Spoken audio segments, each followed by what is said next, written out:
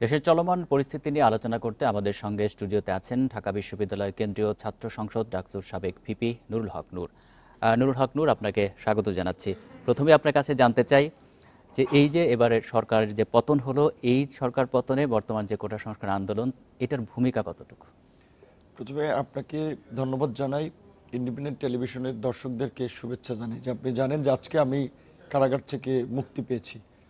আর ভালো লাগছে যে এদেশের ইতিহাস তো তরুণদের ইতিহাস, ছাত্র আন্দোলনের ইতিহাস। সেটা 52 থেকে যদি দেখেন, 52 থেকে 69, 62, 71-এর মুক্তিযুদ্ধ, ইভেন 90-এর স্বৈরাচার বিরোধী আন্দোলন, সেটা ছাত্রদের দ্বারাই হয়েছে। তো আজকে সব পক্ষ থেকে বলা হচ্ছিল যে এখনকার তরুণ প্রজন্ম কেন দেশ, সমাজ, রাষ্ট্র নিয়ে ভাবে না। তো আমরা 2018 সালে যখন কোটা সংস্কার আন্দোলন করি, আন্দোলনটা শুরু হয়েছিল ফেব্রুয়ারিতে এবং আন্দোলনটা শেষ হয়েছিল 4 অক্টোবর প্রজ্ঞাপনের মাধ্যমে। প্রায় 8 মাস আমরা আন্দোলন করেছিলাম এবং সেই আন্দোলনের যে নাটকীয় মোড়, কখনো প্রধানমন্ত্রী সংসদে ঘোষণা দেন কোটা থাকবে না, আবার সেটা প্রজ্ঞাপন হয় না, আবার যখন আমরা আন্দোলন করি আবার ছাত্রলীগকে লেলিয়ে দেওয়া হয়। এরকম হামলা মামলার মধ্যে দিয়ে প্রথম এবং দ্বিতীয় শ্রেণীর চাকরিতে 4 অক্টোবর কোটা বাতিল করে। তো ভালোই চলছিল, আমরা অনেক ত্যাগ তিতিক্ষার মধ্যে দিয়ে আমরা তো সার্ভাইভ করতে পারছিলাম না, যে কারণে আমরা ওইটা মেনে নিয়েছিলাম। কিন্তু ওইটাকে যখন আবার কোর্টের মাধ্যমে আবার কামব্যাক করে আনা হয়েছে, তখন কিন্তু আবার সেই সময়েরই যারা আন্দোলনকারী ছিল, এই যেমন নাহিদ এখন প্রধান সমন্বয়ক, সে কিন্তু আমার 2019 সালে আমার সাথে ডাকসুতে সাংস্কৃতিক সম্পাদক পদে নির্বাচন করেছে। আসিফ, ওরা সবাই আমাদের ওই সময় ফার্স্ট ইয়ারের, সেকেন্ড ইয়ারের জুনিয়র ছিল। ওরা আন্দোলন সে সময় করেছে আমাদের সাথে, আমরা নেতৃত্ব দিয়েছি। এইবার আবার যখন আমরা ছাত্র শেষ হয়ে গেছে, আমরা বের হয়ে গিয়েছি, ওদেরকে আমরা পরামর্শ দিয়েছি এবং আমাকে যে ডিবি কার্যালয়ে টর্চার করা হয়েছে যে আমি কেন 8 দফা ওদেরকে লিখে দিলাম, ওদের সাথে কেন আমি যোগাযোগ করলাম, এই আন্দোলনে তাদেরকে কেন গাইড করলাম। তো এই কোটা সংস্কার আন্দোলনটা এবারও, টু বি অনেস্ট, আমরা শুরুর দিকে ওদেরও ইন্টেনশনটাই ছিল যে এই কোটার একটা যৌক্তিক সংস্কার। কিন্তু যখন আপনার বিশেষ করে প্রধানমন্ত্রীর ঔদ্ধত্যপূর্ণ বক্তব্য, ছাত্রদেরকে রাজাকার বলা এবং ওবায়দুল কাদের ছাত্রলীগ যুবলীগকে লেলিয়ে দেওয়ার মতো একটা পরিস্থিতি তৈরি করার মধ্যে দিয়ে জাহাঙ্গীরনগর, রাজশাহী বিশ্ববিদ্যালয়ে কয়েক জায়গায় শিক্ষার্থীর উপর হামলা করলো, তখন কিন্তু সব পর্যায়ের শিক্ষার্থী এবং অভিভাবকরা প্রতিক্রিয়া দেখাতে লাগলো। সরকার সেটাকে কীভাবে ডিল করলো? গুলি করে। তখনই আমরা বৃহস্পতিবার সিদ্ধান্ত নিয়েছি ওদের সাথে আলোচনা করে যে এখন আর এইটা 8 দফার মধ্যে সীমাবদ্ধ থাকলে হবে না, এখন এটাকে 1 দফায় নিয়ে যেতে হবে যে ঘাতক সরকারের পদত্যাগে এখন গণদাবি, এই গণদাবি আদায়ে ছাত্র জনতাকে ঐক্যবদ্ধভাবে রাজপথে থাকতে হবে। কোটা সংস্কার থেকে রাষ্ট্র সংস্কারই এখন ছাত্র জনতার দাবি। সেই কোটা সংস্কার থেকে রাষ্ট্র সংস্কার 18 থেকে এই পর্যায়ক্রমে লিডারশিপ কিন্তু আজকের এই আন্দোলনটাকে এই জায়গায় নিয়ে এসেছে। তবে আমি ধন্যবাদ জানাই যে আমরা এই সময়ের যারা তরুণ, তাদেরকে অনেকে বলছে যে ফার্মের মুরগি, পোল্ট্রি জেনারেশন, যে তারা প্রতিবাদ করতে মানে আন্দোলন করে না দেশ নিয়ে।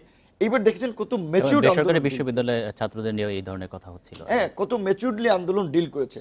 এবং এখন পর্যন্ত আন্দোলন, সরকারের পতন হয়েছে, এখন পর্যন্ত আমরা সহ তরুণ পুরো প্রজন্ম আমরা বলছি যে এই অন্তর্বর্তী সরকারে তরুণদের প্রতিনিধিত্ব থাকতে হবে।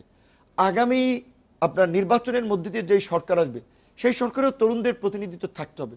ওল্ড জেনারেশন করাপ্টেড পলিটিক্স, প্রতিহিংসা পরায়ণ পলিটিক্স, প্রতিশোধ পরায়ণ পলিটিক্স। কিন্তু আমরা যেটি দেখতে পেলাম যে সমন্বয়করা যে ডক্টর ইউনূসকে প্রধান করে বলা হয়েছে এবং আরো অনেকের নাম আমরা দেখতে পাচ্ছি, সেখানে কেউ তরুণদের আমরা দেখতে পাচ্ছি না। এই বিষয়টাকে আপনি কিভাবে দেখছেন? এখন ডক্টর ইউনূস তো বাংলাদেশের একমাত্র একটা নোবেল লরিয়েট ব্যক্তি এবং সব শ্রেণী পেশার মানুষের কাছে গ্রহণযোগ্য। আন্তর্জাতিকভাবেও এই মুহূর্তে যে বাংলাদেশ যে ক্রাইসিস ফেস করছে,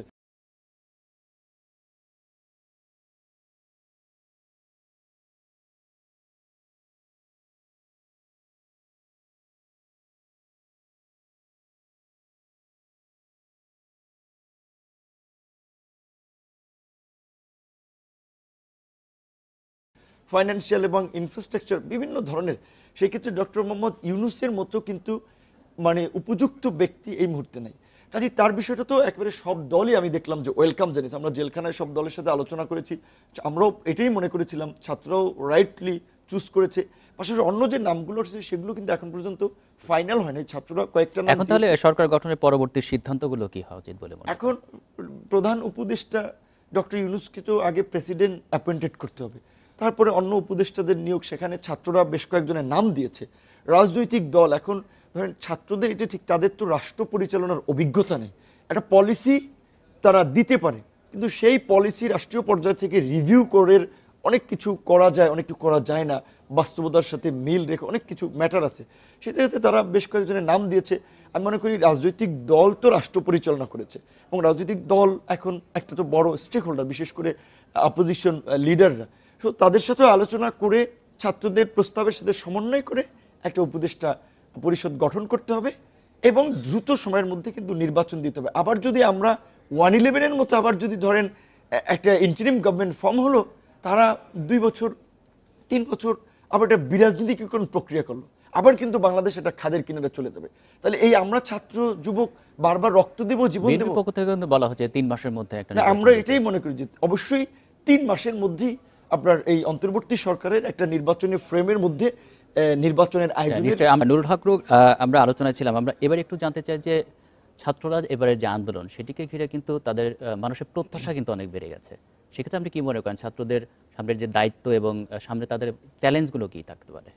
আমি অবশ্যই মনে করি যে এখন আমাদের ছাত্র তথা তরুণ প্রজন্ম, এবং এই আন্দোলনটা তো শুধু তরুণরা ছাত্ররা করে নেই, তার সাথে অভিভাবকরা, ছাত্র জনতা এই আন্দোলন গণঅভ্যুত্থান ঘটিয়েছে।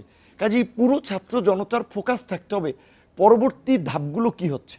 সেটা আমরা বলেছিলাম যে 71 সালে যেই বেসিক আপনার ভিত্তির উপরে যে সাম্য, মানবিক মর্যাদা, সামাজিক ন্যায় বিচার নিশ্চিত করা, একটা বৈষম্যহীন গণতান্ত্রিক রাষ্ট্র কাঠামো বিনির্মাণ করা, যেখানে নাগরিকদের মর্যাদা থাকবে, নাগরিক মর্যাদা নিয়ে বাস করবে, এই যে বেসিক ফিলোসফির উপরে, ধারণার উপরে দেশের স্বাধীনতার রূপরেখা দেওয়া হয়েছে। স্বাধীনতার আজকে আমরা এই 53 বছরে কি আমরা সেটা অর্জন করতে পেরেছি? তো স্বাধীনতা তো 53 বছর আমরা পার করে ফেলেছি। আবার যদি আসেন যে আপনার 75-এর পরে বা আপনার দেশ স্বাধীনের পরে নানান ধরনের পাল্টা ক্ষমতা দখলে হত্যা হয়েছে, 2 প্রেসিডেন্ট জিয়াউর রহমান, বঙ্গবন্ধু শেখ মুজিবুর রহমান সাহেব হত্যাকাণ্ডের শিকার হয়েছেন। তো তার পরবর্তীতে 90-এ এরশাদ পতনের পরে আমরা পার্লামেন্টারি ডেমোক্রেসিতে আমরা প্রবেশ করলাম। সেই পথটা কি আমাদের মসৃণ ছিল?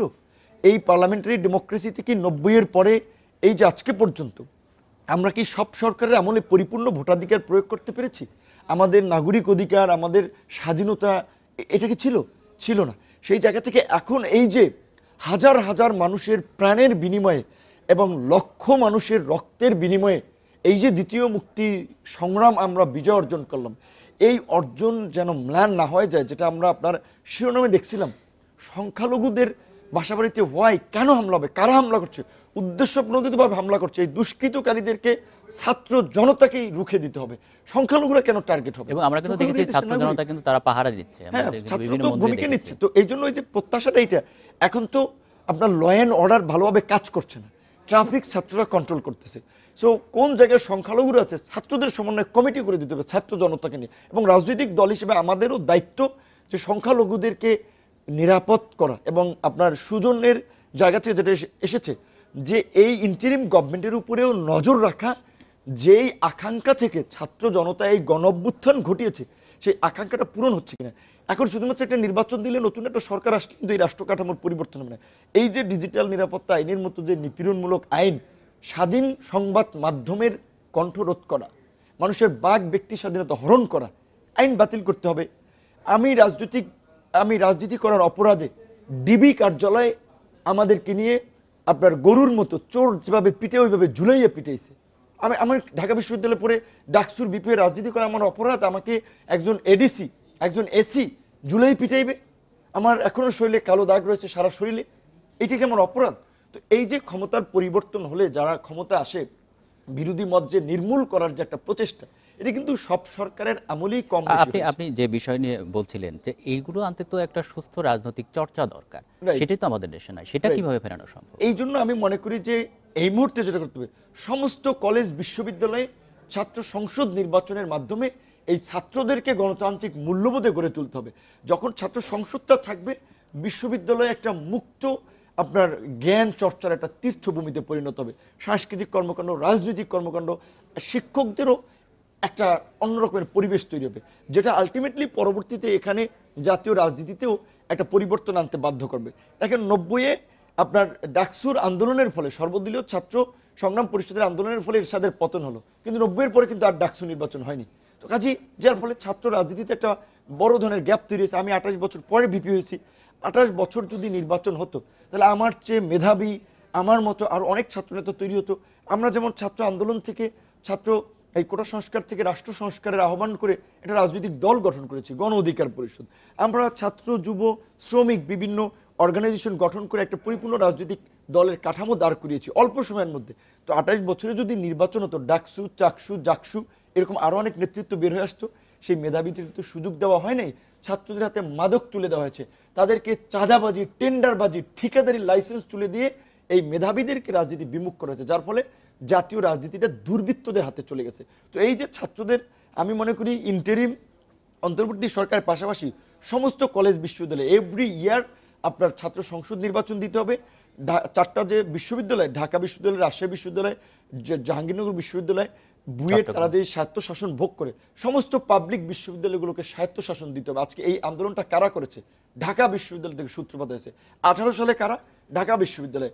52, 71, 69, 62 সমস্ত আন্দোলনের কেন্দ্রবিন্দু কিন্তু ঢাকা বিশ্ববিদ্যালয়। কারণ ঢাকা বিশ্ববিদ্যালয়টা স্বায়ত্তশাসিত প্রতিষ্ঠান হওয়ায় কিছুটা ডেমোক্রেটিক স্পেস থাকে। বিশ্ববিদ্যালয়গুলো যদি এই ডেমোক্রেটিক স্পেস থাকে তাহলে আলটিমেটলি এটা সোসাইটিতে এর একটা প্রভাব পড়বে, রাজনীতিতে একটা পরিবর্তন আসতে বাধ্য। পাশাপাশি এই যে রাজনীতিতে পেশি শক্তির প্রভাব, কালো টাকার প্রভাব, এই যে যারা ইন্টারিম গভর্নমেন্টে আসবে, একজন ব্যক্তি যেন তার যে নির্বাচনী খরচ, ওই খরচের মধ্যে যেন সে খরচ করে, সঠিকভাবে তদারকি করতে হবে। কেন এত টাকার ছড়াছড়ি? আমরা আলোচনায় ছিলাম, আমরা আমাদের রিপোর্টেই দেখছিলাম যে এই ঘটনা মানে সরকার পতনের পরে দেশ জুড়ে একটা মানে অরাজক পরিস্থিতির সৃষ্টি হয়েছে, অনেক লুটপাট করছে। এই যে রাজনৈতিক রেশারেশি, প্রতিশোধ নেওয়ার একটা প্রবণতা আমরা দেখতে পাচ্ছি, এটি আসলে সামাল দেবে কে? না, ওই জন্য আমি বলছিলাম যে যেমন আমাদের ফোকাস রাখতে হবে রাজনৈতিক পরিস্থিতি এবং এই যে দুর্নীতিবাজ অসৎ মানুষগুলো যেমন জনপ্রতিনিধি হতে না পারে, এবং এই যে যারা ঘরপোড়ার মধ্যে আলু পোড়া খোঁজে, এই যে থানা থেকে অস্ত্র লুট করে, এটি কি সাধারণ জনগণ করছে? নো, অস্ত্র সাধারণ জনগণ দিয়ে কী করবে? পুলিশ সদস্যদেরকে নির্বিচারে কেন হত্যা করবে? কেন থানা আক্রমণ করবে? থানা তো আমার টাকায়, আপনার আমার ব্যাড ট্যাক্সের পয়সায়, এটা তো রাষ্ট্রীয় প্রতিষ্ঠান। পুলিশের কিছু এই আপনার অসৎ উচ্চবিলাসী অফিসারদের প্রতি ক্ষোভ থাকতে পারে, তাদের বিচারের দাবি জানানো যেতে পারে। যেমন আইজিপি, উনি একজন প্রফেশনাল মানুষ, কিন্তু ওনারা যে কয়েকদিন আগে যে সমস্ত বক্তব্য দিয়েছেন, আন্দোলন করেছে ছাত্র জনতা, ওনারা বিএনপি জামাত বলে, র্যাবের ডিজি আইজিপি উনি তো পদে থাকতে পারে না। বৈষম্যবিধি ছাত্র সহ ছাত্রদেরকে আগে ওনাদেরকে পদ থেকে অপসারণ করতে হবে। পুলিশের প্রতি ক্ষোভ না, ক্ষোভ ওনাদের প্রতি, সেটা ওনাদের প্রতি দেখাতে পারে, কিন্তু থানায় আক্রমণ করা যাবে না। সাধারণ পুলিশ সদস্যদেরকে, তার সোলজার কয় টাকা বেতন পায়, তাদের পরিবারের কে দেখবে? এইটা যেন না করে আমি দেশবাসীকে হাত জোড়ে অনুরোধ করবো, তারা আমার ভাই, আমার আত্মীয় স্বজন, আপনার আত্মীয় স্বজন। এইভাবে একটা অরাজক পরিস্থিতি চলতে পারে না। এইটা আমাদের সকলকে সম্মিলিতভাবে নিয়ন্ত্রণ করতে হবে এবং আমরা করব। আমরা জেল থেকে এখন বের হয়েছি, সারা দেশে ইতিমধ্যে আমাদের নেতাকর্মীদেরকে আমরা এই ইনস্ট্রাকশন দিয়েছি, কোনো রাষ্ট্রীয় স্থাপনা, সরকারি প্রতিষ্ঠান, এই যে ধরেন আপনার বিভিন্ন পত্র পত্রিকা, টেলিভিশন চ্যানেল দেখলাম 2-1টা জায়গায় ভাঙচুর হয়েছে। টেলিভিশন চ্যানেল সরকার আইন কানুন করে বাধ্য করেছে, একভাবে তারা সম্প্রচারে একটা নীতিমালায় গেছে। এখন তো আমরা স্বাধীনভাবে পলিসি নির্ধারণ করে দিচ্ছি। তো তাহলে প্রতিষ্ঠানের উপর ক্ষোভ দেখানো যায় না। প্রতিষ্ঠানের সাথে অনেক ব্যক্তির রুটি রুজির একটা বিষয় আছে, তো প্রতিষ্ঠানকে নষ্ট করা যাবে না। আলটিমেটলি এটা দেশের সম্পদ, দেশের টাকা। বিভিন্ন জায়গায় দেখছি মিল ফ্যাক্টরি আগুন লাগিয়ে দিচ্ছে। এইটা আন্দোলনকারী সাধারণ জনগণের কাজ না। আমি এটা অনুরোধ করব, যারা করছেন তাদেরকে কিন্তু আমরা বিচারের মুখোমুখি করব। আপনাদেরকে অনতিবিলম্বে এগুলো বন্ধ করতে হবে এবং আমরা কোনোভাবেই দেশের সম্পদ নষ্ট, দেশের প্রতিষ্ঠান ধ্বংস করা, এটাতে আমরা সমর্থন দেব না এবং এটাতে কেউ সমর্থন দিবে না। যারা করবে তারা কিন্তু ফেঁসে যাবে। আমি পরিষ্কারভাবে বলছি। ইতিমধ্যে আমাদের খবর আসছে বিভিন্ন জায়গায় বাড়ি ঘরে বিরোধী নেতাদের আগুন দিচ্ছে। যদি কেউ অপরাধ করে থাকে আমরা বিচারের মুখোমুখি করব। কেন তার বাড়িতে আগুন দেবো? কেন তার বাচ্চা কিংবা তার ওয়াইফ সেখানে আমরা আক্রমণ করবো? সংখ্যালঘুদের কেন সংখ্যালঘুদের আক্রমণ করা হবে? কিন্তু রাজনৈতিক উদ্দেশ্যে করা হচ্ছে। তো আমার ধারণা এটা একেবারে সাদা চোখে আমরা যেভাবে দেখছি যে আমজনতা করছে সেটা না, এর পেছনে কোনো বিদেশি মদত কিংবা কোনো রাজনৈতিক উদ্দেশ্য থাকতে পারে, যে আন্দোলনকে আপনার সহিংসতা হিসেবে দেখানোর জন্য, আন্দোলনকারীদেরকে সহিংস হিসেবে দেখানোর জন্য। আমরা কিন্তু দেখতে পাচ্ছি যে অনেক ফেক নিউজও ছড়ানো হয়েছে সামাজিক যোগাযোগ মাধ্যমে। 2022 সালের ঘটনাও বর্তমানে বলে চালিয়ে দেওয়া হচ্ছে। এটা তো হয়তো দুই একটা, কারণ এখন মেইন স্ট্রিম মিডিয়া আগের মতো তো আর এখন সরকার নিয়ন্ত্রণ করতে পারছে না। এখন তো আমি যেটা ওপেন মিডিয়া, সো এখন তো মেইন স্ট্রিম মিডিয়ার সাথে সাথে নিউজ দিয়ে দিচ্ছে। সো এখন আমার মনে হয় এই গুজব এটা খুব বেশি প্রভাব রাখতে পারবে না। আর এখন মানুষ কিন্তু খুব সচেতন, ক্রস চেক না করে ওইটি নিয়ে কথা বলে না। সে জায়গাতে মনে করি এই গুজব বা বিভ্রান্তি আরেকটি বিষয় একটু জানতে চাই, যারা কোটা সংস্কার আন্দোলন করছিলেন তারাও কিন্তু বলছেন যে সমৃদ্ধ বাংলাদেশ গড়তে তাদের সহযোগিতা থাকবে, তারা কাজ করে যাবেন। কিন্তু যেভাবে দুর্নীতি এবং এই যে কি বলে দলীয়করণ হয়েছে আমাদের দেশে, সেটি থেকে আসলে মুক্ত হওয়া কিভাবে সম্ভব? এই ইন্টারিম গভর্নমেন্ট তো এই কাজটা করবে। এবং আমি অনুরোধ জানাবো আপনার এই প্রোগ্রামের মাধ্যমে দেশের বাইরে আমাদের যে মেধাবী তরুণরা, আমাদের মেধাবী মানুষরা দেশের বাইরে যারা আছেন, প্লিজ ডক্টর মোহাম্মদ ইউনূসের মতো ব্যক্তির পাশে এসে আপনারা দাঁড়ান। এই বাংলাদেশকে আমরা নতুন করে গড়ে তুলব। উইদিন 5 ইয়ার্সের মধ্যে আমরা বাংলাদেশকে বিশ্ব দরবারে মাথা উঁচু করে দাঁড়া করাবো। আমাদের অনেক মেধাবী গবেষক, শিক্ষক, চিকিৎসক, ইঞ্জিনিয়ার দেশের বাইরে আছে। এই যে দলীয়করণের ফলে তাদের মেধার মূল্যায়ন হচ্ছে না, এই কারণে মান অভিমানে তারা দেশ থেকে চলে গিয়েছেন, দেশে আসছেন না। এখন তাদের জন্য অপার সুযোগ। আমি অনুরোধ করব সবাইকে, যেটা আমরা বলছি এটা দ্বিতীয় মুক্তিযুদ্ধ, কাজে এই দ্বিতীয় মুক্তির সংগ্রামে এখন রাষ্ট্র পুনর্গঠনে যার যার জায়গা থেকে যে কন্ট্রিবিউশন আমাদের রাখা যায়, যাদের বাইরে টাকা আছে দেশে এনে বিনিয়োগ করতে হবে, যার মেধা আছে সে দেশে এনে আমাদের চিকিৎসা ব্যবস্থা। কেন 24 লক্ষ আমাদের রুগী প্রতি বছর ভারতে যাবে? ভারত থেকে, নেপাল থেকে, ভুটান থেকে, কাশ্মীর থেকে মেডিকেল পড়তে আসে শিক্ষার্থীরা আমাদের দেশে, আর আমাদের শিক্ষা মেডিকেল চিকিৎসার জন্য যায় ভারত। কেন আমাদের চিকিৎসা ব্যবস্থার এই অবস্থা? কেন আমাদের এই আপনার গার্মেন্টসের আপনার একজন আপনার এমডি আপনার আপনার সুপারভাইজার বলেন, মার্চেন্টাইজিং বলেন, নেপাল থেকে আনতে হয়, ইন্ডিয়া থেকে আনতে হয়। এখানে আমাদের দেশে কি দক্ষ লোক নেই? তাহলে আমাদের দেশে ইউনিভার্সিটিগুলো কি পড়াচ্ছে? তো এইখানে তো যোগ্য লোকের দরকার আছে। আমাদের অনেক মেধাবী তরুণরা দেশের বাইরে উচ্চশিক্ষা ডিগ্রি নিয়ে আছেন, তাদেরকে এখন দেশে আসা মনস্থির করতে হবে। এই দেশটাকে এখন গড়তে হবে। 17 বছর এই ফ্যাসিবাদ দেশটাকে যে জায়গায় নিয়ে গেছে, ইনশাল্লাহ আমরা সবাই মিলে যদি কাজ করি, আমার দৃঢ় বিশ্বাস উইদিন 5 ইয়ার্সের মধ্যে দেশের চেহারা চেঞ্জ হয়ে যাবে। এবং সেই চেঞ্জ করার মতো আমাদের লিডার এই মুহূর্তে অন্তর্বর্তীকালীন সরকারে ডক্টর মোহাম্মদ ইউনূস, এবং তার যে কানেক্টিভিটি সেটা তিনি যদি কাজে লাগান অনেক দূর আগায় নিতে পারবেন। কিন্তু তাকে আমাদের সহযোগিতা করতে হবে। এই কারণে বৈষম্যবিরোধী ছাত্ররা, আমরা ছাত্র জনতা, রাজনীতিবিদ সবাইকে সহযোগিতা করতে হবে। আমরা বলছি উইদিন 3 মাসের মধ্যে আপনার নির্বাচন দিতে হবে। সেখানে যদি পরিবেশ পরিস্থিতি ডিমান্ড করে যে আরও 2-1 মাস, সেটা আলোচনা সাপেক্ষে সেটা হতে পারে। কিন্তু অবশ্যই একটা পরিশুদ্ধ নির্বাচনী ব্যবস্থা, প্রশাসনকে শুদ্ধিকরণ অভিযান চালাতে হবে। এই যে ডিবি হারুনের মতো লোকেরা আমাদেরকে এই যে রিমান্ডে নিয়ে যে গরু ছাগলের মতো চোখ বেঁধে পা বেঁধে যে পিটাইলো, রাজনীতি কোনো অপরাধ, এই অত্যাচারগুলো যারা করেছে, এই যে আয়নাগর থেকে আজকে ব্রিগেডিয়ার জেনারেল আজমি সাহেব এবং আরমান সাহেব বের হলো, ইলিয়াস আলীর এখনো খবর নাই। এই আয়নাঘর যারা নির্মাণ করেছে ওদের ক্ষমা নাই, ওদেরকে বিচারের মুখোমুখি করতে হবে। এই যে বিপ্লব সাহেবরা, হারুন সাহেবের মতো যারা অফিসার হাতে গোনা কিন্তু 50 থেকে 60 জন হবে, অথবা 100 থেকে 150 হবে। পুলিশের সদস্য আছে 2.5 লক্ষ। নিশ্চয়ই আপনি যে প্রত্যাশার কথা বলছেন এগুলো পূরণ হবে, এবং দেশের মানুষও সেই প্রত্যাশাই করে যে নতুন বাংলাদেশ গড়ে উঠুক। ধন্যবাদ আপনাকে এতক্ষণ আমাদের সাথে আলোচনা করার জন্য। আপনাদেরকে ধন্যবাদ।